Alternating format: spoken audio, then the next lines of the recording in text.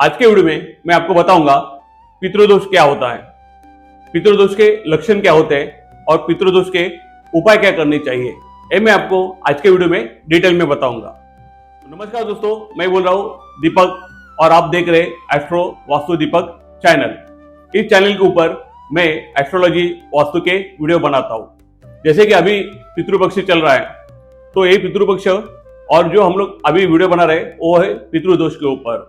तो बहुत सारे लोग यहाँ पे कंफ्यूज हो जाते हैं कि पितृदोष एक्चुअली होता क्या है। तो मैं आज की वीडियो में आपको पूरे डिटेल में बताऊंगा। आप ये वीडियो पूरे ध्यान से देखो, आपको पूरा पता चलेगा। जैसे कि एस्ट्रोलॉजी में, वास्तु में और आपके पूरे जीवन में जब पितृदोष आता है क्या होता है। तो पहले हम लोग समझ लेते हैं कि पितृदोष होता क्या है।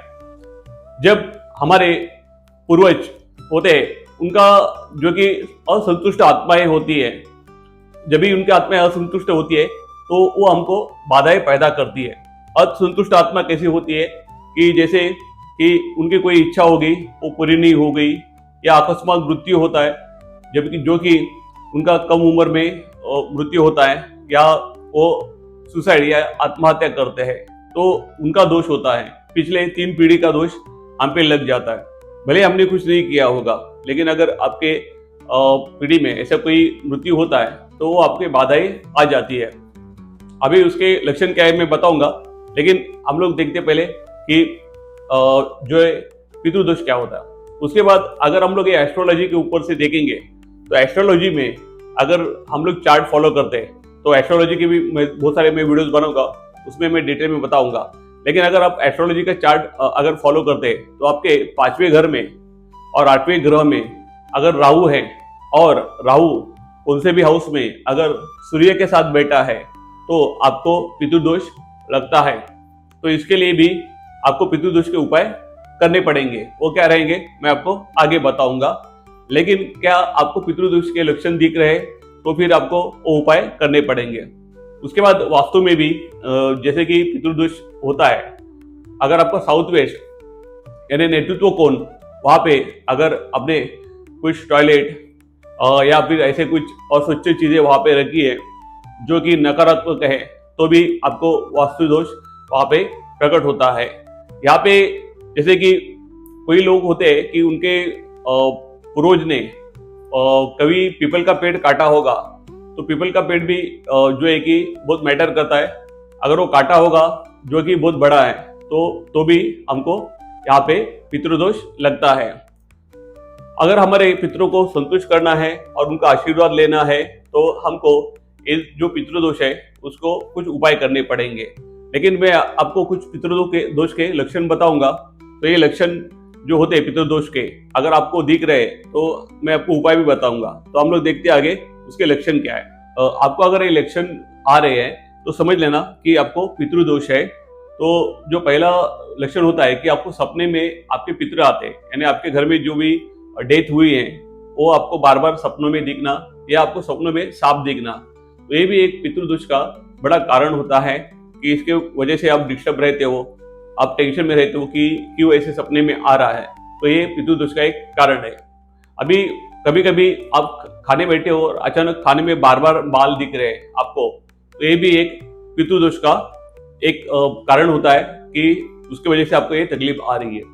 बहुत सारे घर में आप देखते हो कि बहुत कोशिश के बाद कि आपके घर में पुत्र प्राप्ति नहीं होती, संतान सुख नहीं मिलता है, तो ये भी पितृदोष का एक एग्जाम्पल होता है कि बहुत सारी चीजें करने के बाद भी वो घरों में, या फिर मेल जो रहते हैं, मेल की जल्दी डेथ होना।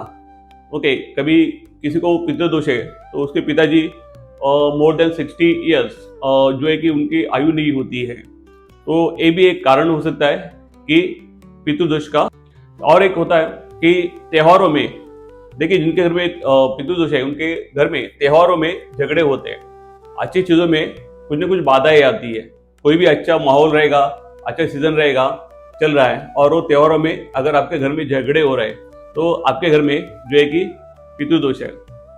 गलत आदतें लगना, यानी कि बहुत सारे घर में आप देख रहे हो किसी को शराब की आदत है, सिगरेट पीने की आदत है, और भी बुरी आदतें होती है, या फिर एक्स्ट्रा मैरिजुअल अफेयर होता है, ये सब चीजें आती है, आपका पितृदोष आने से आती है, तो यहाँ पे भी ये चेक कर लेना। शादी नहीं होना, मंगल कार्य नहीं होना, किसी की शादी बहुत एक्सटेंड होती है, किसी के घर में जो लोग की शादी होने वाली है उनकी शादी नहीं जमती है या फिर होती भी है तो बहुत सारे प्रॉब्लम्स आते हैं, ये भी एक पितृदोष का ही कारण है। और पितृदोष का सबसे बड़ा कारण जो है कि घर में नेगेटिविटी दिखना। अगर ये जो इसको मैं अगर जोड़ता हूँ तो जैसे कि वास्तु दोष में होता है, जैसे कि आपके पत्रिके में भी पितृदोष है और अगर आपका वास्तु में साउथ वेस्ट में आपका टॉयलेट है तो ये जो होता है कि नेगेटिविटी आपको दिखनी चालू होती है, घर में कुछ अजीब सी चीजें होती है। तो क्या आप ऐसे प्रॉब्लम फेस कर रहे हो बिकॉज ऑफ पितृदोष, आपको नेगेटिविटी आ रही है या आपके पत्रिका में कुछ प्रॉब्लम्स है जहाँ पे आपको दिख रहा है कि राहु खराब है, तो राहु खराब होगा तो ये आपको पितृदोष देता है। और साउथ वेस्ट में टॉयलेट होगा तो आपको नेगेटिव चीजें दिखने चालू हो जाते हैं, अजीब सी चीजें होती है। अगर ये होता रही आपके साथ और आपने कभी भी आपका जो है कि कुंडली नहीं देखा, होरोस्कोप नहीं देखा और आपने कभी देखा नहीं कि आपका घर में साउथ वेस्ट में टॉयलेट है, तो आपको ऐसी चीजें होती है तो जरूर हो जो है कि होगा आपका पितृदोष। तो जैसे कि ये पितृदोष में आपको आपके जो पितृ रहते हैं उनको शांत करना है, उनके नेगेटिविटी निकालनी है और उनका अगले योनि में अगर आप जाने के लिए कुछ प्रबंध करते हो, पूजा करते हो तो ये हट सकती है। तो हम लोग आगे देखेंगे कि क्या क्या हमको रेमेडीज करनी है, इसके बारे में मैं आपको बताऊंगा। दोस्तों, पितृदोष के बहुत सारे उपाय होते हैं लेकिन कुछ कारगर होते हैं, कुछ नहीं होते, तो मैं आपको आखिर में बताऊंगा जो बहुत ही कारगर है। लेकिन नॉर्मली लोग इसके क्या उपाय करते हैं, तो पितृदोष की शांति होती है और शांति का जो पूजा होती है जो गया में होती है, जो कि उत्तर भारत साइड में है। अगर मैं वीडियो बना रहा हूँ तो मैं मुंबई साइड में हूँ, तो मैं आपको बता सकता हूँ कि यहाँ पे नासिक या त्र्यंबकेश्वर में होती है। आप जिस सिटी में हो उसके आसपास भी जो कि धार्मिक स्थल होते हैं वहाँ पे पितृदोष की पूजा होती है। जो मेरे पास इंफॉर्मेशन है और वो पक्की है, वो मैं आपको बता रहा हूँ। दूसरा एक उपाय होता है पितृदोष का कि आप 11 पीपल के पेड़ लगा सकते हो। ये मुश्किल है लेकिन अगर वो लगा के आप उसको पाल पोसोगे तो भी आपकी जो पितृदोष है वो कम हो सकते हैं। तीसरा जो है कि गरीबों को अन्नदान करना। कहीं पे भी आपको मौका मिलता है, कोई गरीब है उसको अन्नदान करो, या जैसे कि पितृपक्ष होता है जिस दिन आप तर्पण करते हो वो टाइम पे भी आप अन्नदान कर सकते हो। इसका आपको पुण्य मिलेगा और आपके पितृ यहाँ पे शांत हो जाएंगे या आपकी तरह आपके लिए वो उनकी भावना अच्छी हो जाएगी। उसके बाद आप गाय को चारा दे सकते हो, तो गाय को चारा देना या कुछ खाने को देना ये भी पितृदोष कम करवाता है। और जैसे कि हर साल हम लोग जो कि पितृपक्ष रहता है उसमें 15 दिन का उसमें जो हम लोग अपने पूर्वजों को खाना दिखाते हैं, तर्पण करते हैं, वो करना ही चाहिए। वो तो आपको साल में एक बार करे हो, लेकिन मैं जो आपको रेमेडीज बता रहा हूँ वो आपको साल भर करना है। और मैं सबसे स्पेशल एक रेमेडीज बता रहा हूँ जो कि बहुत ही कारगर है। पितृ जो होते हैं, बहुत सारे लोग क्या करते हैं, पितृ को डायरेक्टली ऑफरिंग करते हैं या फिर जो हम बोलते हैं तो उसको चढ़ावा चढ़ाते हैं। तो पितृ को चढ़ावा चढ़ाने से क्या होता है, वो तो नेगेटिविटी उनमें होगी, तो उनको क्या लगेगा कि बार बार वो चढ़ाना पड़ेगा और उनकी नेगेटिविटी आएगी। तो आप ऐसे कर सकते हो, जिस भी भगवान की पूजा कर रहे हो, इष्ट की पूजा कर रहे हो, उनको आप प्रार्थना कर सकते हो। अगर उनका आप जाप कर रहे हो तो उनके सामने और एक एक्स्ट्रा दिया लगा सकते हो घी का, और वो घी का दिया भगवान को ही अर्पण करना और उसके साथ आप जाप भी करना और भगवान को बता देना कि मैं आपको जाप अर्पण कर रहा हूँ और ये दिया भी, उसके बावजूद आप मुझे मेरे पितरों को शांति दिलाए और मुझे उनके आशीर्वाद दिलाए। तो ये जो चीज़ होती है ये बहुत कारगर है और इससे आपके पितृ भी क्लीन हो जाते हैं और आपको पितृ का अच्छा आशीर्वाद मिलता है। आखिर में आप ब्राह्मणों को भी भोजन या खाना दे सकते हैं, उससे भी आपके पितृ शांत हो जाते हैं। तो ये जो है कि पितृ के बारे में मैंने आपको बताया।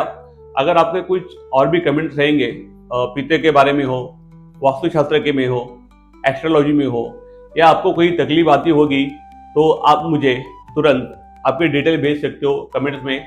आपका डेट ऑफ बर्थ, टाइम और प्लेस भेजोगे तो मैं आपको वहाँ पे रिप्लाई करूँगा, या फिर अगर आपके वास्तु में कोई प्रॉब्लम है तो भी आप हमको संपर्क कर सकते हैं और हमसे जो है कि यहाँ पे इंफॉर्मेशन ले सकते हैं।